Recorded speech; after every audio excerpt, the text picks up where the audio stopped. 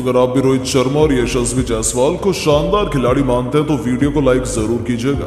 दोस्तों जब live match में कैमरों के सामने इंग्लिश खिलाड़ी यशस्वी जायसवाल के विकेट के लिए बेईमानी पर उतर आए तब उनकी इस हरकत पर तो कप्तान रोहित का गुस्सा भी फूट पड़ा। तो फिर इंग्लिश खिलाड़ियों की धोखाधड़ी का यशस्वी जायसवाल ने ऐसा मुंह तोड़ जवाब दिया कि वो तो कहीं मुंह दिखाने लायक ही नहीं रह गए। तो आखिर कैसे विकेट चटकाने के लिए इंग्लिश गेंदबाजों ने बेईमानी का रास्ता चुना, क्यों बीच मैदान में गाली गलौज पर उतर आए इंग्लैंड के ये खिलाड़ी, ऐसा क्या कर दिया उन्होंने जिसके बाद तो रोहित से लेकर यशस्वी जायसवाल का भी रौद्र रूप हमें देखने को मिल गया। बेईमानी के उस लम्हे का पूरा वीडियो तो हम आपको दिखाएंगे, लेकिन उससे पहले आपको क्या लगता है कि रोहित, यशस्वी और गिल में कौन सबसे बेहतरीन बल्लेबाज है? नीचे कमेंट करके जरूर बताएं। दोस्तों इंग्लैंड टीम मैदान में हो और बेईमानी ना हो, ऐसा तो हो ही नहीं सकता। एक बार फिर इसका नजारा हमें चौथे टेस्ट मैच के दूसरे दिन देखने को मिला। आपको बता दें रांची के मैदान पर इंग्लैंड की तरफ से जो रूट ने बेहतरीन शतक लगाया, लेकिन रविंद्र जडेजा की कातिलाना गेंदबाजी की बदौलत टीम इंडिया ने पूरी इंग्लैंड को दूसरे दिन की सुबह 353 रनों पर ही समेट दिया।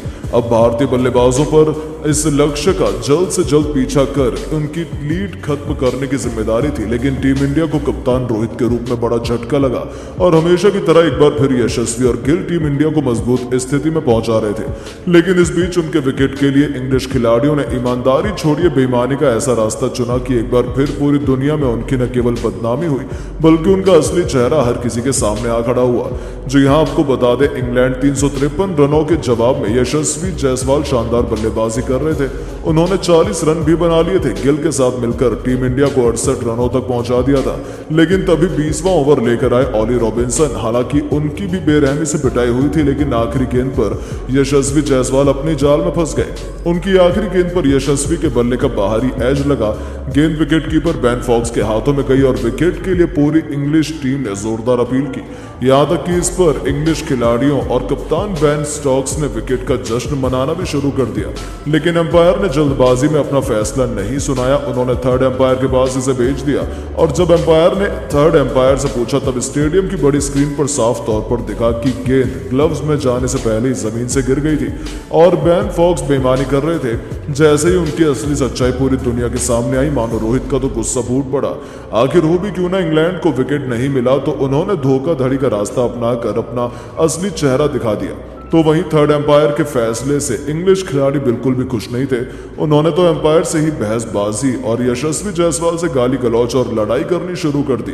वो दोनों तो यशस्वी और गिल से ही वाद विवाद करने लगे थे। बदले में ये दोनों भी पीछे नहीं हटे। बीच मैदान में माहौल काफी गर्मा गया था, बात तो हाथापाई तक भी पहुंचने वाली थी। हालांकि एम्पायर ने विवाद को ज्यादा बढ़ने नहीं दिया, लेकिन उनकी बदतमीजी तो देखने लायक थी। वो तो एम्पायर के फैसले के विरोध में मैदान में अपनी गलती मानने की जगह गलत फैसले का इल्जाम तक लगाने लगे थे। ये देखकर तो न केवल यशस्वी और गिल बेहद नाराज हो गए, बल्कि पवेलियन में बैठे कप्तान रोहित भी बिल्कुल खुश नहीं थे। उन्होंने वहीं से ही इशारा करते हुए इंग्लैंड खिलाड़ियों को दोबारा चुपचाप फील्डिंग करने तक को कह डाला। तो फिर इन दोनों युवा खिलाड़ियों ने भी उनकी बदतमीजी का मुंह तोड़ जवाब दिया।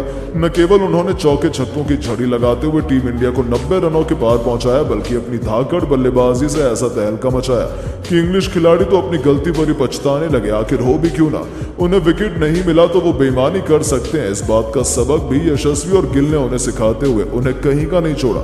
लेकिन दोस्तों अब आपको क्या लगता है कि यशस्वी जायसवाल, शुभमन गिल और सरफराज खान में कौन सबसे बेहतरीन बल्लेबाज है? अपनी राय नीचे कमेंट बॉक्स में जरूर दें और ऐसी शानदार खबरों के लिए चैनल को सब्सक्राइब जरूर करें। धन्यवाद।